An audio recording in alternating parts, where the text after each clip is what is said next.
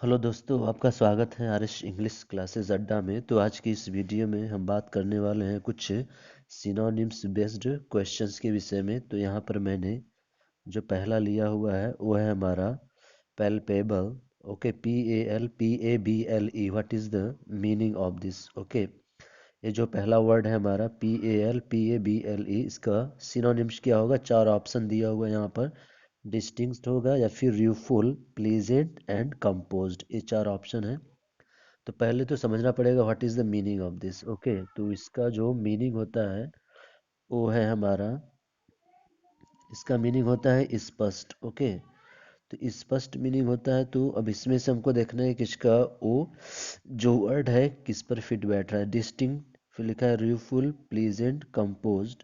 तो इसका जो हमारा सिनोनिम्स होता है वो होता है डिस्टिंक्ट। ओके, इसका ही मतलब क्या होता है? Distinct, that is the meaning is the clear. और एक चीज़ और हमको ये भी देखना होता है ये कौन सा पार्ट्स ऑफ स्पीच है। ओके, ये जो है हमारा ये है एडजेक्टिव। तो यहाँ पर एडजेक्टिव वैसे तो ये भी है हमारा, and it is pleasant, composed, but here जो हमारा इसका सिनोनिम्स होगा वो होगा डिस्टिंक्ट। ओके, फिर चलते हैं नेक्स्ट क्वेश्चन सेकंड की तरफ। तो यदि ऊपर चले तो हमारा जो दूसरा यहाँ पर लिखा हुआ है वो यहाँ पर है हमारा procrastinate. Okay, procrastinate, this is the word. चार ऑप्शन यहाँ पर लिखा हुआ है। इसका मतलब क्या है? स्थगित करना। ओके, क्या लिखा है? स्थगित करना, इसका हिंदी मीनिंग होता है।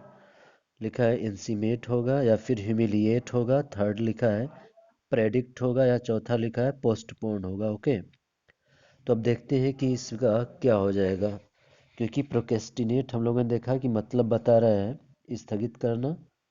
तो यहाँ पर चलें तो ह्यूमिलिएट का मतलब तो अपमानित करना होता है, प्रेडिक्ट भविष्यवाणी करना, इंसीमेट घनिष्ठता, और तो ये पोस्टपोन, यानी कौन सा ऑप्शन सही होगा? जो चौथा हमारा है पोस्टपोन। ओके, इसके बाद अगले क्वेश्चंस की तरफ हम चलते हैं। तो अगला जो हमारा क्वेश्चन है वो लिखा हुआ है आउटस्टैंडिंग। ओके, यहाँ पर ये जो हमारा लिखा हुआ है आउटस्टैंडिंग, अब देखते हैं कि आउटस्टैंडिंग का मतलब क्या होता है।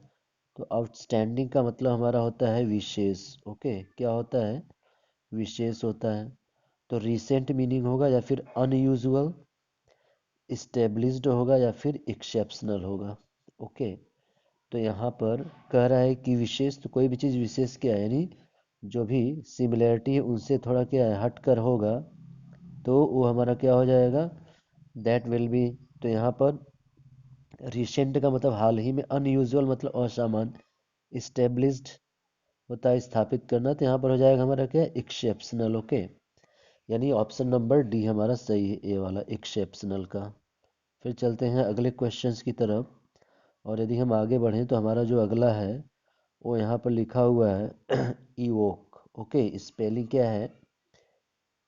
स्पेलिंग है हमारा यहाँ पर EVOKE। इसका क्या मतलब होता है इवोक का? इवोक का मतलब होता है बुलाना, इसका मीनिंग होता है। ओके, बुलाना या फिर याद करना। ओके, इसका मीनिंग होता है बुलाना या फिर याद करना। तो लिखा हुआ है पहला डेवलप, दूसरा लिखा है शो, तीसरा लिखा है कॉल फोर्थ, और चौथा लिखा है remove. Okay, this is four लिखा हुआ है। तो अब देखते हैं क्या होगा। डेवलप का मतलब तो ये है नहीं यहाँ पर, शो दिखाना, कॉल फोर्थ और रिमूव। तो यहाँ पर ऑप्शन नंबर सी सही होगा इसमें, कॉल फोर्थ। ओके, और मतलब होता है याद करना या फिर बुलाना। तो ये रहा हमारा क्वेश्चन नंबर 4। फिर चलते हैं हम नेक्स्ट क्वेश्चंस की तरफ। तो अगला जो हमारा है इसमें वो है यहाँ पर, यदि आगे बढ़ें ऊपर तो अगला जो हमारा है वो लिखा हुआ है प्रोलिफिक। ओके, अब प्रोलिफिक है PROLIFIC। प्रोलिफिक का मतलब क्या होता है? इसका मतलब होता है हमारा उपजाऊ। ओके, उपजाऊ इसका मतलब होता है। तो अब देख लेते हैं कि आखिर क्या होगा। स्किलफुल इसका सिनोनिम्स होगा, स्विफ्ट होगा, फर्टाइल होगा, या फिर वियरिशम होगा। तो सिनोनिम्स पूछा हुआ है तो प्रोलिफिक का हमारा हो जाएगा फर्टाइल। ओके, फर्टाइल इसका सिनोनिम्स होगा। उसके बाद चलते हैं फिर अगले क्वेश्चंस की तरफ। तो हमारा क्वेश्चन नंबर 6 है यहाँ पर। यदि आगे चलें तो इसमें हमारा आगे है रेवेज, अगला जो वर्ड है यहाँ पर जो आप देख रहे हैं ये वाला क्वेश्चन नंबर 6, तो ये है हमारा रेवेज। रेवेज का मतलब होता है नष्ट करना। ओके, क्या मतलब होता है? इसका मतलब होता है नष्ट करना। तो अब आइए देखते हैं, रेवेज नष्ट करना तो क्या मीनिंग होगा? डिस्ट्रॉय होगा, ब्रेक होगा, डेमोलिश होगा या फिर एबोलिश होगा। तो यहाँ पर हमारा हो जाएगा डिस्ट्रॉय, नष्ट करना, उसका मतलब भी वही है। यहाँ पर हमारा डिस्ट्रॉय नहीं और सिनोनिम्स देखें तो हो जाएगा ब्रेक कर देना। ओके, बिल्कुल क्या है कि बिल्कुल उसको ख़त्म कर देना, ब्रेक कर देना। तो यहाँ पर ऑप्शन नंबर हमारा सेकेंड हो जाएगा इसके लिए, इस रेवेज के लिए ऑप्शन नंबर सेकेंड। ओके, फिर चलते हैं हम अगले क्वेश्चंस की तरफ। तो हमारा अगला जो क्वेश्चन है वो है हमारा मैग्नीट्यूड। ये जो हम देख रहे हैं क्वेश्चन नंबर 7 यहाँ पर, मैग्नीट्यूड्स इसका क्या है देखते हैं इसका सिनोनिम्स क्या होता है। तो इसका पहले तो समझना पड़ेगा what is the meaning. Magnitude का मतलब क्या होता है? एक तो मीनिंग है यहाँ पर महत्व, या फिर दूसरा लिखा हुआ है विस्तार। ओके, महत्व या विस्तार, मैग्नीट्यूड। तो इसका हो जाएगा डायरेक्शन, ए नहीं है। फिर एक्सटेंट, एबिलिटी, ए भी नहीं होगा। वेट का मतलब भार होता है, ए भी नहीं होगा। तो एक्सटेंशन जैसे होता है फैलाव, एक्सटेंशन। ओके, तो यहाँ पर हमारा क्या हो जाएगा? इसका एक्सटेंट हो जाएगा। ओके, फिर चलते हैं हम अपने नेक्स्ट क्वेश्चंस की तरफ। यदि ऊपर चलें तो हमारा क्वेश्चन नंबर जो 8 है वो लिखा हुआ है एग्जॉर्बिटेंट। एग्जॉर्बिटेंट का मतलब क्या होता है? तो एग्जॉर्बिटेंट का जो मतलब है वो हमारा है आवश्यकता से अधिक। समझ में आ रहा है? क्या है? आवश्यकता। ओके, इसको बोला गया है, ये जो है इसका मतलब होता है आवश्यकता से अधिक। तो ऑप्शन देखते हैं क्या होगा हमारा। थ्रिएटनिंग, ये तो धमकी से रिलेटेड है। Excessive, odd, ridiculous. रिडिकुलस का मतलब क्या है? हास्यास्पद होता है।